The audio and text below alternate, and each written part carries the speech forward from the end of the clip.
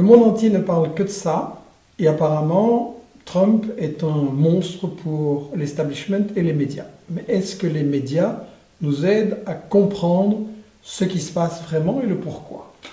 Quand on regarde Libération, on nous dit Obama, un bilan largement positif. Mais comment c'est possible de dire ça? Il y a 50 millions de gens aux États-Unis, dans le pays le plus riche du monde, qui vivent sous le seuil de pauvreté. Il y a des gens qui ont un boulot et qui sont quand même ce qu'on appelle des working poor, des travailleurs pauvres. Pendant ce temps-là, les fortunes dans le monde ont explosé. 8 personnes, dont 5 États-Uniens, possèdent autant que la moitié de l'humanité.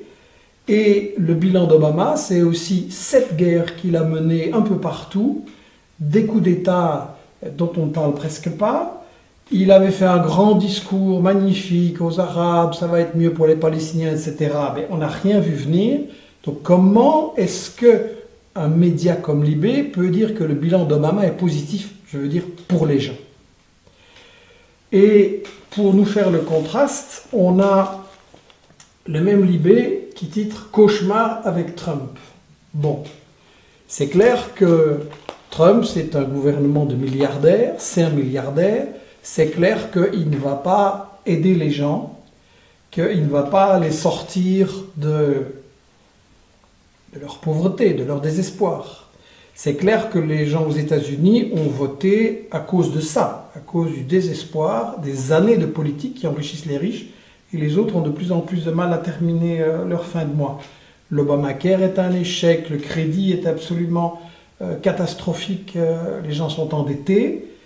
Mais c'est la même politique menée par Obama que les États européens veulent copier maintenant. On n'arrête pas de nous dire que ça c'est le modèle, qu'il faut la compétitivité, c'est-à-dire qu'il faut augmenter les profits des riches et que ça va faire du bien aux autres. Donc les médias ne mettent absolument pas en question les véritables causes dont eux-mêmes sont responsables pour avoir vanté cette politique, les véritables causes pour lesquelles Trump a été élu. Ce qu'on a aussi de très frappant, encore Libé, c'est Trump fustigeant les fausses informations des médias. Alors, évidemment, on a dit Trump, il a fait sa campagne en mentant. Oui, mais ils sont tous en train de mentir. Hillary Clinton, Obama ont basé toute leur guerre, toute leur politique internationale sur des mensonges. Et quand vous regardez ce que Wikileaks a révélé sur base de documents venant d'officiels, de responsables des États-Unis eux-mêmes, on voit dans Wikileaks que toute la politique depuis 8 ans et avant était basée sur des mensonges. Même c'est curieux que les médias font silence là-dessus. Et après, il y a quelque chose d'étonnant, c'est que Trump est venu dire qu'au fond, on n'aurait pas dû faire la guerre contre l'Irak, ni contre l'Afghanistan, ni contre la Libye, ni contre la Yougoslavie, ni contre la Syrie. Alors ça, pour moi, je me réjouis au moins d'un point, c'est que ça ouvre le débat. Il se base sur Wikileaks, sur Julian Assange, et il dit que ce n'était pas des guerres justes. Pourquoi est-ce qu'il y a zéro débat dans les médias sur cette chose-là? Alors, on a aussi le thème que Trump est imprévisible dans le monde, le style imprévisible du PDG des États-Unis. Évidemment, une campagne électorale, ça on a quand même compris maintenant, c'est des promesses et ils ne comptent pas les tenir. Ils le font tous. Je voudrais rappeler que tous les présidents des États-Unis ont, dans leur campagne, promis la paix. Et tous ont commis tellement de guerres illégales et tellement de crimes que, selon Noam Chomsky, si on appliquait les principes de la justice internationale de Nuremberg, ils seraient tous en prison. Je dois rappeler que George W. Bush avait fait sa campagne électorale en disant que Clinton, le président précédent, avait fait trop de guerres et qu'il fallait que les États-Unis soient beaucoup plus calmes. Bush, en campagne électorale. Obama avait reçu, avant de commencer, le prix Nobel de la paix. Il avait promis, on va sortir d'Irak, on va sortir d'Afghanistan, on va fermer Guantanamo. Il n'en est rien venu. Il avait fait, comme je l'ai dit, ce magnifique discours pour les Arabes. On n'en a rien vu. Et à la place, ils se sont appuyés sur Al-Qaïda, sur Al-Nusra. Ils ont utilisé Daesh systématiquement. C'est des documents officiels des États-Unis qui le disent.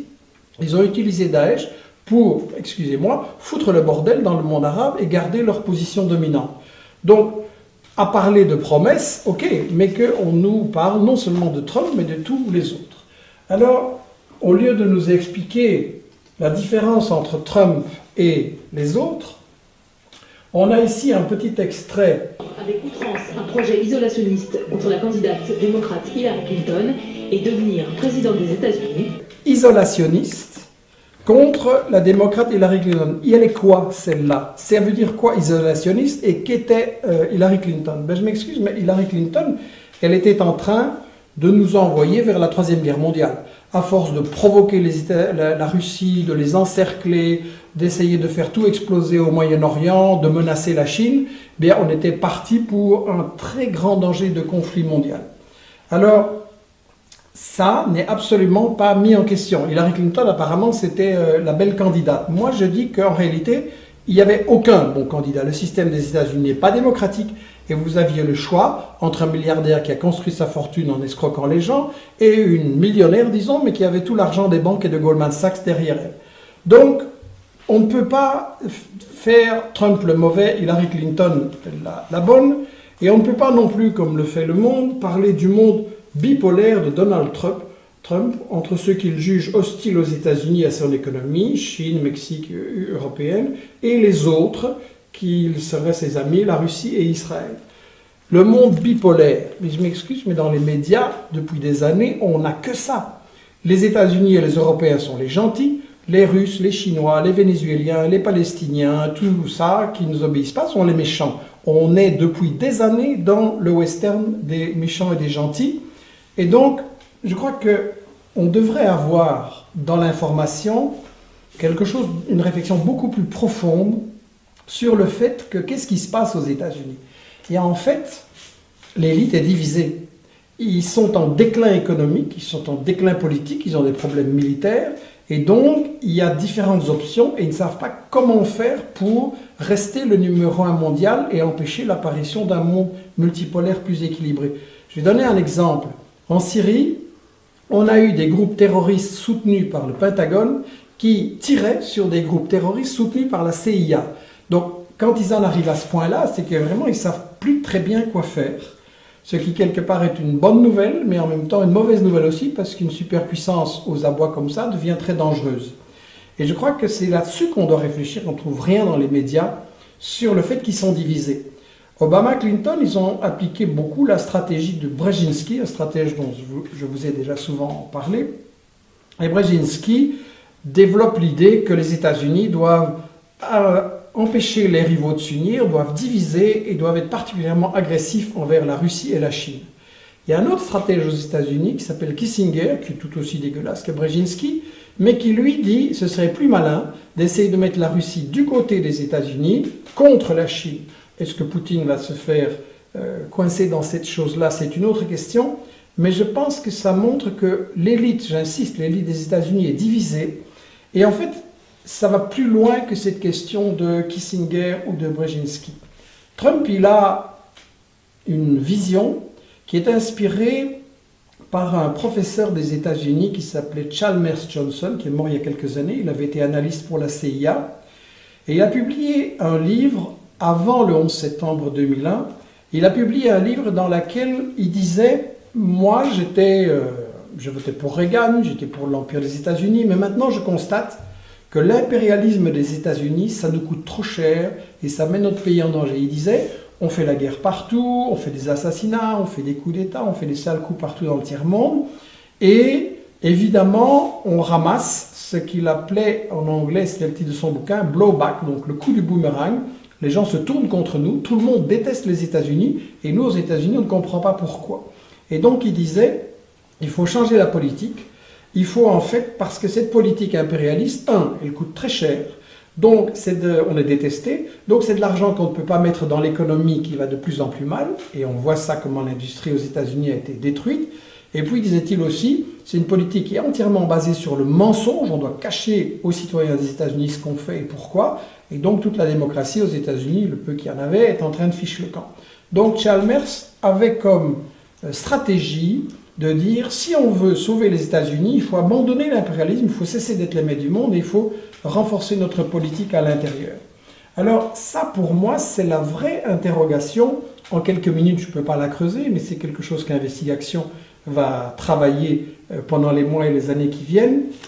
Et on doit bien réfléchir. On a ici un édito du Soir de Belgique qui dit « Trump, le nouvel homme le plus puissant du monde ». Je ne suis pas d'accord. Je pense que le président des États-Unis, quelque part, c'est un employé, il ne fait pas ce qu'il veut. Et ce n'est pas un homme qui est le plus puissant du monde, c'est une élite aux États-Unis, ce sont quelques dirigeants, gros actionnaires de multinationales, des gens dans l'establishment, dans les services, dans les médias aussi. Et on voit déjà maintenant, quand Trump a sorti, c'était pas le candidat de l'establishment, il a sorti des choses, il s'est rendu compte qu'il fallait mentir, qu'il fallait critiquer l'establishment si on voulait avoir une chance d'être élu, et donc il était jugé beaucoup moins fiable que Hillary Clinton. Maintenant, il est là. Et on voit qu'il y a tout un travail d'encerclement pour le ramener dans le droit chemin. Trump a déjà dit qu'il allait augmenter le budget militaire, donc ce n'est pas vraiment un homme qui va nous amener vers la paix. Et il est clair qu'il va être sous la pression des multinationales, ce qu'on appelle le complexe militaro-industriel, les fabricants d'armement, et évidemment que ces gens-là doivent continuer à vendre et donc à faire la guerre. Je pense que l'élite des États-Unis est profondément divisée. Comme je le disais, c'est une bonne et une mauvaise nouvelle, c'est une période dangereuse, mais de toute façon, je pense que notre attitude, notre solution à nous, ça n'est pas d'attendre un bon ou un moins bon ou un meilleur président des États-Unis. De toute façon, ce n'est pas lui qui décide, c'est l'élite des États-Unis et ils sont sensibles qu'à une chose, c'est la pression de la base, la pression des gens, la pression des peuples dans le monde entier. Et la chose, à mon avis, qu'il faut faire si on veut sauver la paix et un monde qui sera moins avec ce gendarme des États-Unis, c'est de recréer un mouvement anti-guerre, de dire tout de suite à M. Trump et aux gens qui sont derrière lui qu'on n'acceptera pas les guerres des États-Unis et qu'on va se battre pour ça et que ça commence par la bataille pour une info correcte.